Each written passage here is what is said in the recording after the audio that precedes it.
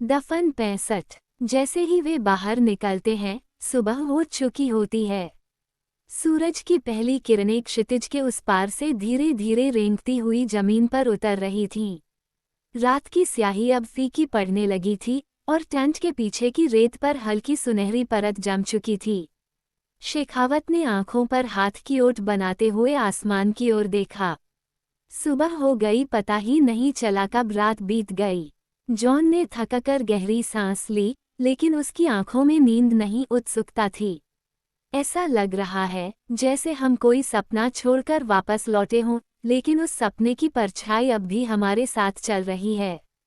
अनिकेत ने अपने कपड़ों से मिट्टी झाड़ी और थके कदमों से बाहर निकलते हुए शांत स्वर में कहा, नहीं जॉन, ये सपना नहीं था, ये उस सच की शुरुआत थी जो सदियों से दफन था। टेंट के पास खड़ी कार पर धूप चमकने लगी थी, लेकिन उन तीनों की आंखों में जो थकावट थी वो शारीरिक नहीं थी, वो उन रहस्यों की थी जिन्हें उन्होंने रात भर टटोला था। शेखावत ने एक आखिरी बार उस खुदाई वाली जगह की ओर देखा। अभी बहुत कुछ बाकी है जानने को, लेकिन कम से कम अब हम उस दरवाजे के सामने हैं। अनिकेत ने सिर हिलाया और धीमे स्वर में बोला, और दरवाजे अपने आप नहीं खुलते, उन्हें खोलना पड़ता है, चाहे अंदर जो भी छिपा हो। तीनों कुछ पल तक चुपचाप खड़े रहे, उनके चेहरे पर रात की गहराई और सुबह की उम्मीद साथ साथ चमक रही थी। फिर शेखावत ने अपनी जैकेट संभाली और दृढ़ स्वर में कहा, चलो आज की शुरुआत उस सच के नाम जो अब खुद सामने आने को तैयार है। तभी जॉन अचानक रुकता है और बाकी दोनों को संबोधित करता कहता है, तुम लोगों को नहीं लगता कि वहाँ समय कुछ ज्यादा तेजी से बीत रहा था? अनिकेत थोड़ा चौंकते हुए पूछता है, क्या मतलब है तुम्हारा? हम तो कुछ घंटों के लिए ही अंदर गए थे। ये सुनते जॉन बैग से एक छोटा डिजिटल उपकरण निकालते हुए कहने लगा, नहीं अनिकेत, यही तो बात है, हम अंदर जितना वक्त महसूस कर रहे थे असल में उससे कहीं ज्यादा समय बीत चुका है। ये देखो। वो उपकरण को सबके सामने रखता है। यह एक multi sensor time syncing device था जिसे वह हमेशा अपनी रिसर्च के दौरान इस्तेमाल करता है। उपकरण की स्क्रीन पर 2 टाइम स्टैम्प दिखाई दे रहे हैं, एक अंदर रिकॉर्ड हुआ समय और एक बाहर के सामान्य समय के अनुसार। अंतर साफ है, लगभग 2.5 घंटे का फर्क। जॉन तेजी से समझाते हुए कहने लगा, ये डिवाइस अंदर का लोकेशन टाइम और बाहर का एनवायरमेंटल टाइम दोनों ट्रैक करता है। देखो, हमारी घड़ी के हिसाब से हम अंदर शायद 3 घंटे रहे, लेकिन बाहर 5 घंटे से ज्यादा बीत चुके हैं।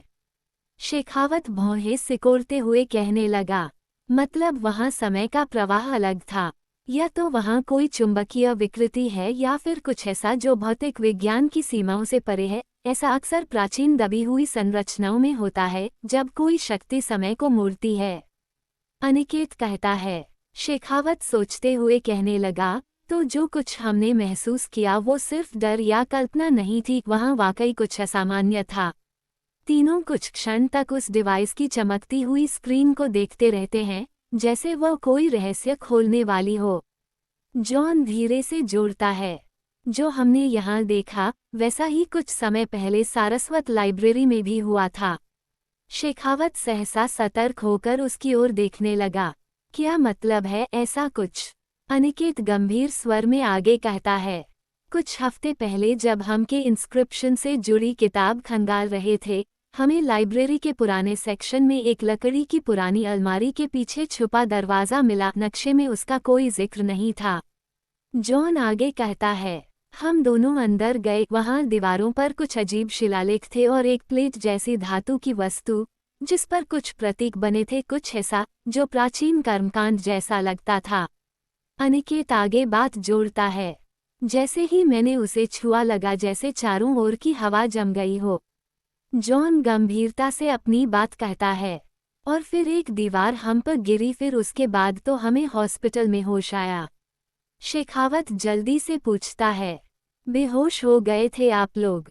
अनिकेत हामी में सर हिलाते हुए कहता है, हाँ, जब होश आया तो हमें लगा बस कुछ मिनट बीते हैं, लेकिन बाहर 8 घंटे गुजर चुके थे। हमारी घड़ियां बंद थीं, मोबाइल पूरी तरह डेड।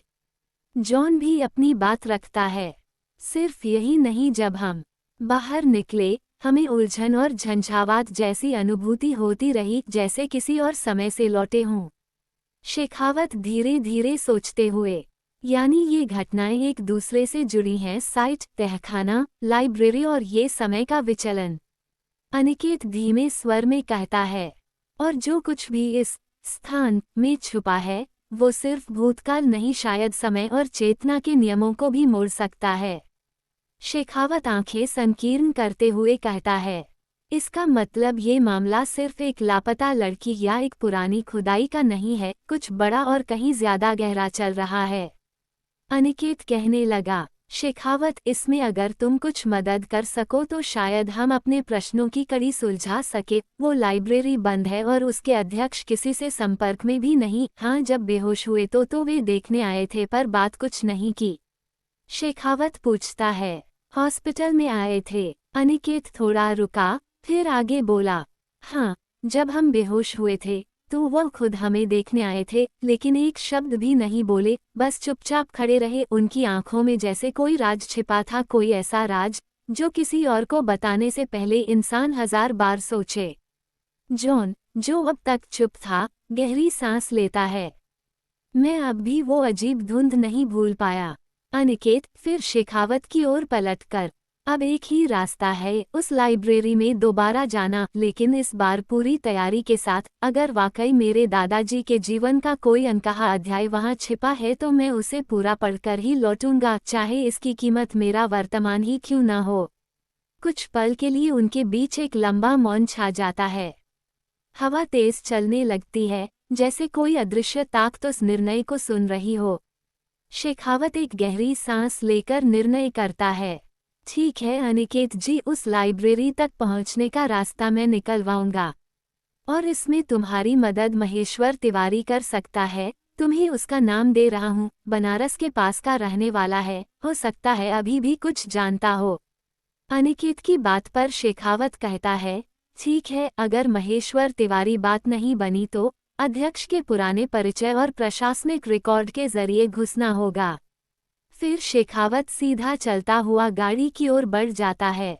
शेखावत चलते चलते रुकता है।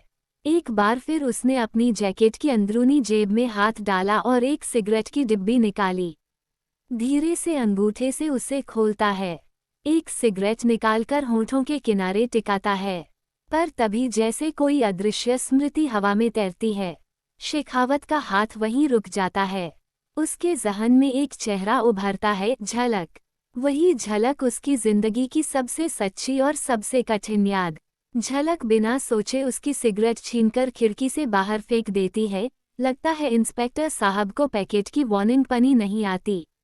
उसके बाद उसकी ठसक भरी हंसी देर तक उसके कानों में गूंजती रही।